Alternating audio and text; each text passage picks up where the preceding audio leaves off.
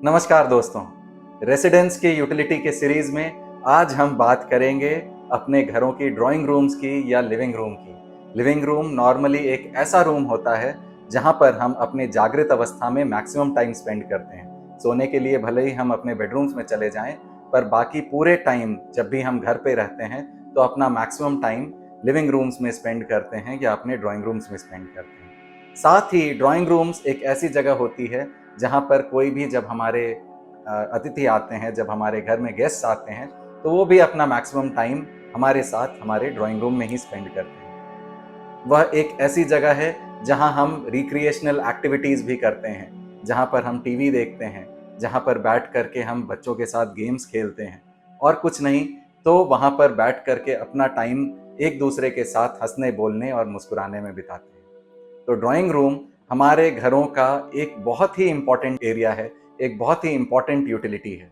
तो इसीलिए drawing room का सही जगह पर होना बहुत ज़रूरी है।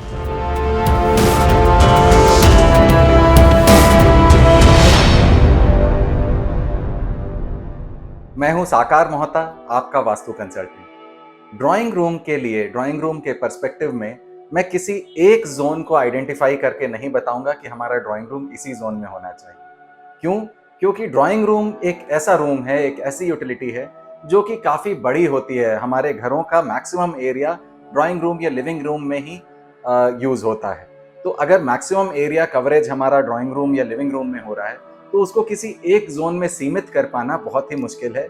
एक जोन में हम उसको सीमित नहीं कर पाएंगे। तो ड्राइंग रूम के लिए हम मैं क्या करूंगा कि एक जोन ऑफ एरिया बताऊंगा, एक एरिया का जोन बताऊंगा जहां पे अगर हमारा ड्राइंग रूम हो तो बहुत ही अच्छा है।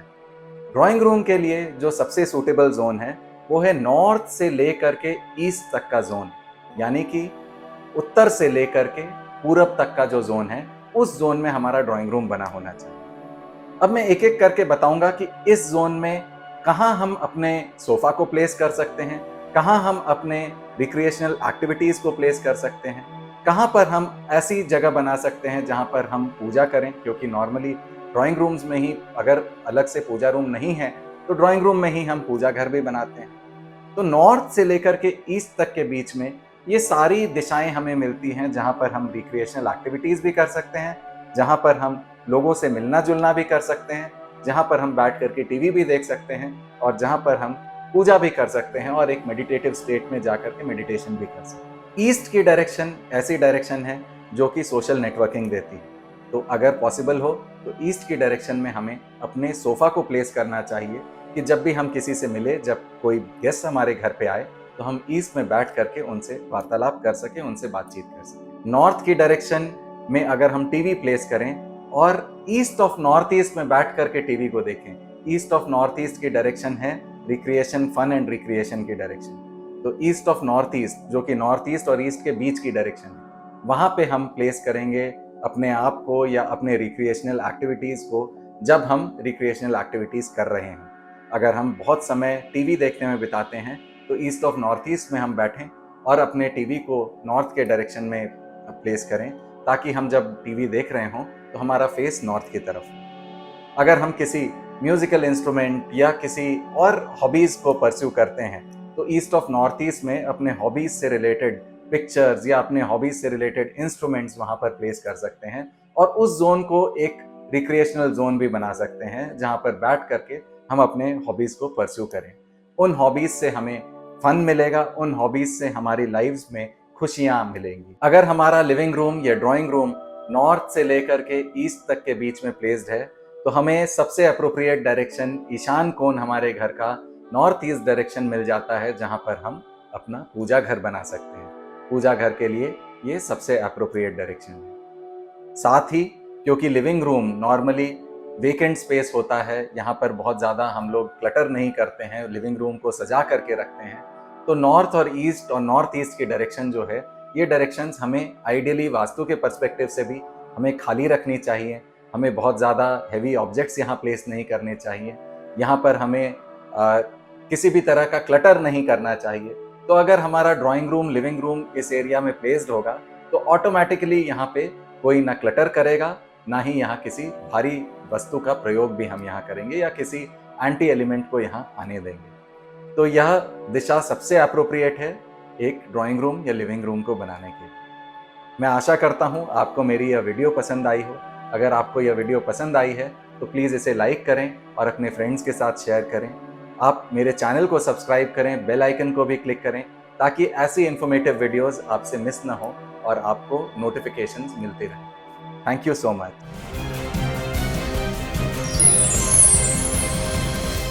आज हम लोग बात करते हैं मास्टर बेडरूम्स की। हमारे घरों में जो एक बहुत ही इम्पॉर्टेंट यूटिलिटी होती है वो होती है master bedroom. Normally master bedroom घर का सबसे बड़ा रूम होता है, उसके साथ अटैच टॉयलेट बाथरूम भी होता है। तो ये एक ऐसी यूटिलिटी होती है जिसमें लोग कॉम्प्रोमाइज़ नहीं करना चाहते हैं, उसको सबसे बड़ा रखना चाहते हैं, साथ में सारी एमिनिटीज़ जो मास्टर बेडरूम में चाहिए वो सब कुछ अटैच्ड रखना चाहते हैं। तो मास्टर बेडरूम बहुत इम्पॉर्टेंट है।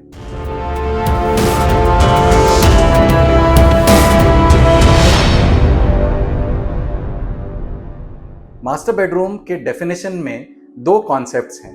पहला कॉन्सेप्ट है कि मास्टर बेडरूम क्या वो घर के सबसे एल्डरली मेंबर का बेडरूम है या फिर वो घर के अर्निंग मेंबर का बेडरूम है। कई लोग मास्टर बेडरूम को सबसे एल्डरली मेंबर के बेडरूम की तरह उसको डिफाइन करते हैं। कई लोग मास्टर बेडरूम को उनके लिए डिफाइन करते हैं जो घर के अर्निंग मेंबर्स हैं। तो अगर मैं घर के एल्डरली मेंबर्स के लिए बात करूंगा तो मास्टर बेडरूम की जो पोजीशंस हैं, मास्टर बेडरूम के लिए सूटेबल जो डायरेक्शंस हैं वो अलग हो जाएंगी।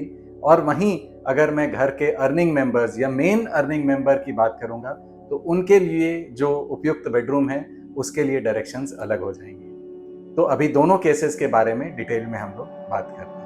मैं हूं साकार मोहता, आपका वास्तु कंसल्टेंट, और इस वीडियो में सबसे पहले हम बात करते हैं एल्डरली मेंबर्स के बेडरूम के बारे में। तो एल्डरली मेंबर्स का बेडरूम जो है वो कहाँ होना चाहिए। एल्डरली मेंबर्स के लिए जो सबसे बेस्ट, सबसे उपयुक्त डायरेक्शन है बेडरूम बनाने का वो है साउथ वेस्ट की डायरेक्शन। साउथ वेस्ट की जो डायरेक्शन है वो अर्थ तत्व यानी कि पृथ्वी तत्व की डायरेक्शन है। पृथ्वी तत्व की डायरेक्शन जो होती है, अर्थ एलिमेंट अपने आप में सबसे ठोस एलिमेंट है और सबसे स्टेबल एलिमेंट है। तो स्टेबल एलिमेंट होने की वजह से साउथ वेस्ट की भी जो डायरेक्शन है वो सबसे स्टेबिलिटी देने वाली डायरेक्शन बन जाती है। अब क्योंकि साउथ वेस्ट स्टेबिलिटी देने वाली डायरेक्शन है तो वहाँ हमें एल्डरली मेंबर्स को प्लेस करना है जिन्हें लाइफ में अब स्टेबिलिटी की ज़रूरत है, जो अब नहीं चाहते हैं कि उनके लाइफ में बहुत ज़्यादा अप्स एंड डाउन्स आए। तो वैसे मेंबर्स जो चाहते हैं कि अब पीसफुली अपनी जीवन को काटें, उनको साउथ वेस्ट का बेडरूम उनके लिए बेस्ट है। पर वहीं अगर हम जो घर के अर्निंग मेंबर्स, मेन मेंबर्स जो अभी रोज जाकर के नए कामों को, नई अपॉर्चुनिटीज को ग्रैब करना चाहते हैं, उनको अगर हम साउथ वेस्ट का बेडरूम दे देंगे तो उनको लाइफ में एक स्टेबिलिटी फील होने लगेगी। वो और नई अपॉर्चुनिटीज को ग्रैब करने के लिए असक्षम हो जाएंगे। तो जो मेन अर्निंग मेंबर्स हैं उनके लिए हमें सबसे उपयुक्त बेडरूम जो हमें हमारे लिए है वो है वेस्ट जोन का बेडरूम, वेस्ट डायरेक्शन का बेडरूम। वेस्ट की जो डायरेक्शन है वो है गेन्स एंड प्रॉफिटेबिलिटी की डायरेक्शन। तो मेन अर्निंग मेंबर के लिए वेस्ट की डायरेक्शन सबसे सूटेबल है। नेक्स्ट बेस्ट डायरेक्शन की अगर हम बात करें मेन अर्निंग मेंबर के लिए तो वो आ जाती है नॉर्दर्न साइड की डायरेक्शन यानी कि नॉर्थ की डायरेक्शन। नॉर्थ की डायरेक्शन है अपॉर्चुनिटीज और गेन्स की डायरेक्शन। तो अपॉर्चुनिटीज चाहिए अगर लाइफ में नई शुरुआत करनी है, नई बिजनेस अपॉर्चुनिटीज चाहिए, नए ग्रोथ चाहिए, हमारे बिजनेस में नए कस्टमर्स चाहिए, तो नॉर्थ के डायरेक्शन में जो मास्टर बेडरूम अगर हमारा बना हो और मेन अर्निंग मेंबर अगर नॉर्थ में रहे तो वो भी बहुत सूटेबल है। और नंबर 2 डायरेक्शन वेस्ट के बाद अर्निंग मेंबर के बेडरूम बनाने के लिए वो है नॉर्थ की डायरेक्शन। जब भी मैं किसी भी डायरेक्शन की बात कर रहा हूँ तो यह ध्यान रखें कि डायरेक्शन हमें प्रॉपरली 16 डायरेक्शंस में अपने प्रेमाइसेस को ग्रिड करके ही आइडेंटिफाई करना है। साउथ वेस्ट से बिल्कुल सटा हुआ डायरेक्शन होता है साउथ ऑफ साउथ वेस्ट की डायरेक्शन। और सबसे बड़ी गलतियां हम ये कर देते हैं कि साउथ वेस्ट में मास्टर बेडरूम बनाया लेकिन जो बेड पोजीशन रख दिया वो साउथ ऑफ साउथ वेस्ट में रख दिया, क्योंकि हमने प्रॉपरली घर को, अपने प्रेमाइसेस को, अपने लेआउट को प्रॉपरली 16 डायरेक्शंस में ग्रिड नहीं किया है। तो सबसे पहले इंपॉर्टेंट है कि हम डायरेक्शंस आइडेंटिफाई करने के लिए ग्रिड करें अपने लेआउट को प्रॉपरली 16 डायरेक्शंस में, और उसके बाद ही डायरेक्शंस की बात करें या उसके बाद ही प्लेस करें कि हमें कौन सी डायरेक्शन में कौन सा बेडरूम रखना है। इसके बाद जो हम बात करते हैं, अगर हमारे पास वेस्ट में भी उपयुक्त जगह नहीं है, नॉर्थ में भी जगह नहीं है बेडरूम बनाने के लिए, तो हम किस और डायरेक्शन में, नंबर 3 डायरेक्शन कौन सी है अर्निंग मेंबर के बेडरूम को बनाने की। जो मेजर अर्निंग मेंबर हैं घर के, उनको अगर हम साउथ ईस्ट के डायरेक्शन में भी उनके बेडरूम को प्लेस करते हैं, तो साउथ ईस्ट की डायरेक्शन है नई शुरुआत, नई फायर, नई स्पार्क की डायरेक्शन।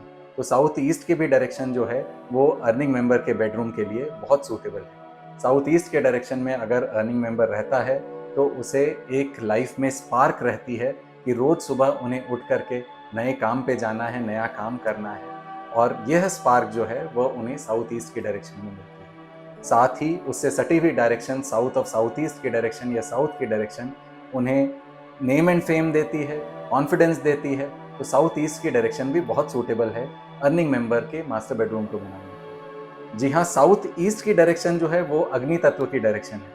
तो कई वास्तु कंसल्टेंट्स का कहना होता है कि साउथ ईस्ट में अगर मास्टर बेडरूम होगा तो रिलेशनशिप्स डिस्टर्ब होंगे।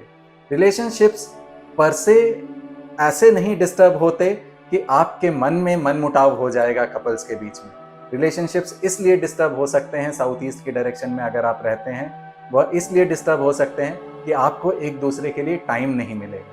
पर अगर आप साउथ ईस्ट के बेडरूम में अपने मास्टर बेडरूम को बनाते हैं और वहाँ येलो कलर की बेडशीट को ही यूज़ करते हैं, हमेशा येलो या ब्राउन अर्थ तत्व के कलर्स को यूज़ करते हैं, तो वो प्रॉब्लम भी रिजॉल्व हो जाएगी और आपको टाइम मिलने लगेगा एक दूसरे के लिए। और जो छोटी मोटी खिटमिट इस वजह से होती है कि आप एक दूसरे को टाइम नहीं दे पा रहे हैं, वह भी नहीं होगी। तो साउथ ईस्ट की डायरेक्शन भी सूटेबल है मास्टर बेडरूम को बनाने के लिए, अर्निंग मेंबर के लिए।